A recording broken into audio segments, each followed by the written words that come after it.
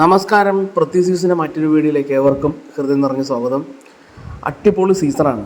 നല്ല മഴയും നല്ല തണുപ്പും അതുപോലെ തന്നെ ഒരു വെറൈറ്റി ക്ലൈമറ്റ്, ഒരു രക്ഷയില്ല കേട്ടോ. അപ്പോൾ യാത്ര പോയിക്കൊണ്ടിരിക്കുന്നത് മലമ്പുഴയ്ക്കാണ്. മലമ്പുഴയ്ക്കെന്ന് പറഞ്ഞാൽ കവയിലേക്കാണ് ആക്ച്വലി യാത്ര പ്ലാൻ ചെയ്തിട്ടുള്ളത്. കവയുടെ ഒരു പ്രത്യേകത എന്താ വെച്ചാൽ ഈ വീഡിയോയിലൂടെ നിങ്ങൾക്ക് മനസ്സിലാവും.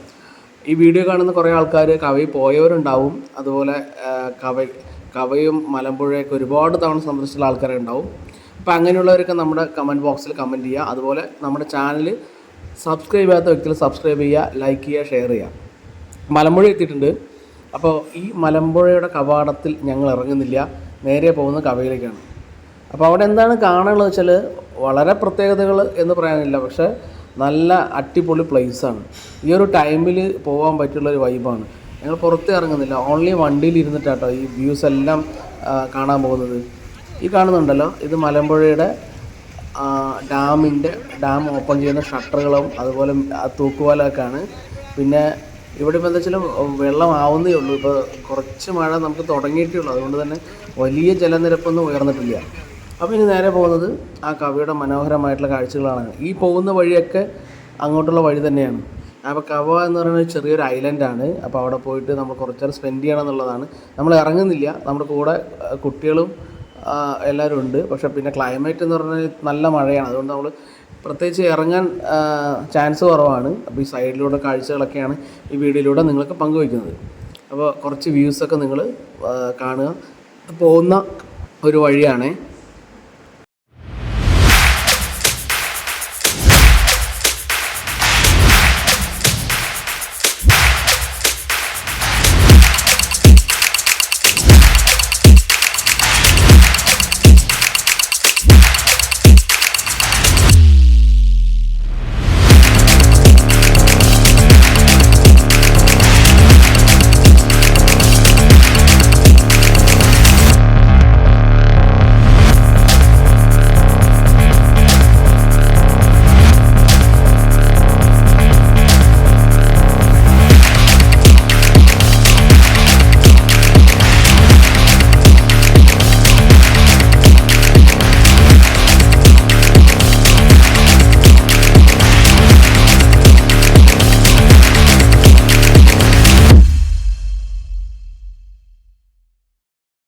രണ്ട് സൈഡും വളരെ വിജനമായിട്ടുള്ള ഒരു കാടാണ് കേട്ടോ. അതാണ് ഇതിൻ്റെ ഏറ്റവും വലിയ പ്രത്യേകത. പിന്നെ നമുക്ക് പ്രകൃതി ഭംഗി ആസ്വദിക്കാൻ താല്പര്യമുള്ളവർ തീർച്ചയായിട്ടും വരാൻ പറ്റുന്ന ഒരു ഏരിയ കൂടെയാണ് കവ എന്ന് പറയുന്നത്.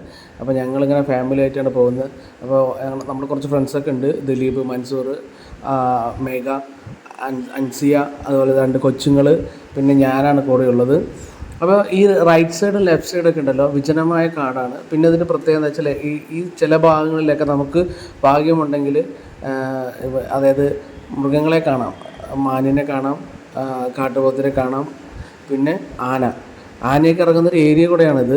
അതുകൊണ്ട് തന്നെ രാത്രി സഞ്ചാരം വളരെ കുറവാണ്. നമുക്ക് പകലൊക്കെ പോകാം. ഏകദേശം ഒരു 6 മണിയൊക്കെ 6:30 ആകുമ്പോഴത്തേക്കും നമ്മൾ തിരിച്ചു വരുന്ന പോലുള്ള യാത്രകളൊക്കെയാണ് പോകേണ്ടത്. ഈ ഒരു സമയത്തൊക്കെ നമുക്ക് ആനകളെ കാണാൻ കഴിയില്ല, പക്ഷേ അപ്രതീക്ഷിതമായിട്ടൊക്കെ വരാൻ ചാൻസ് ഉണ്ട്. അപ്പം ഞങ്ങളിങ്ങനെ പതുക്കെ ഉള്ളിലേക്ക് യാത്ര തിരിക്കുകയാണ്. അപ്പോൾ നമ്മൾ എവിടെ ഇറങ്ങുന്നില്ല കേട്ടോ, ഇറങ്ങുകയോ ഫോട്ടോ എടുക്കുക എന്നൊന്നും നിൽക്കുന്നില്ല. നേരെ നമ്മൾ ഈ ഒരു വ്യൂസ് നിങ്ങൾക്ക് കാണിച്ചു തരിക എന്നുള്ളതാണ് നമ്മുടെ പ്ലാൻ. അപ്പോൾ നേരെ പോയി ഞങ്ങൾ ആ ഐലാൻഡിൽ പോയിട്ട് അവിടെ തിരിച്ചു വരാൻ എന്നുള്ളതാണ് പ്ലാൻ. അപ്പോൾ നേരെ യാത്ര പോയിക്കൊണ്ടിരിക്കുകയാണ്. അപ്പോൾ നല്ല കോടമഞ്ഞും കാര്യങ്ങളൊക്കെ ഉണ്ട്. അപ്പോൾ ആ കോടമഞ്ഞും കാര്യങ്ങളൊക്കെ വീക്ഷിച്ചുകൊണ്ടാണ് ഇപ്പോൾ പോകുന്നത്.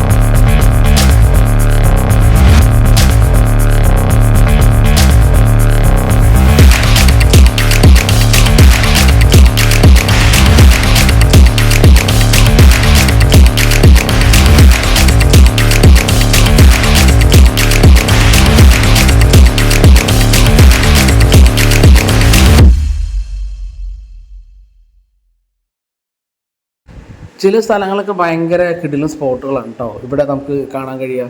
നേരെ കാണുന്ന മലകളുണ്ട്, ഇത് നല്ല ഒരു കിടിലൻ സ്പോട്ടാണ്. ഇവിടെ നമുക്ക് കോടയൊക്കെ ഇറങ്ങും, അപ്പോൾ കാണാൻ നല്ല വൈബാണ്. പിന്നെ അതുപോലെ തന്നെ ചെറിയ അരുവികളും കാര്യങ്ങളൊക്കെ ഉണ്ട്. ഈ റൈറ്റ് സൈഡ് കാണുന്നുണ്ട് ഒരു ക്ഷേത്രമാണ്, ഒരു അയ്യപ്പ ക്ഷേത്രമാണ്. അപ്പോൾ അവിടെ നല്ലൊരു വ്യൂ ആണ്. ഈ മല കയറിയിട്ട് വേണം നമുക്ക് പോകാൻ. ഇവിടെ പോയി കഴിഞ്ഞ് കുറേ നല്ല ഫോട്ടോസും വീഡിയോസൊക്കെ നമുക്ക് റീൽസൊക്കെ എടുക്കാൻ പറ്റുന്നൊരു കിടിലൻ വൈബാട്ടോ ഇവിടെ. അതുപോലെ ചെറിയ ചെറിയ കുഞ്ഞു കുഞ്ഞ് അരുവികളും കാര്യങ്ങളൊക്കെ പോണ വഴി കാണാൻ കഴിയും.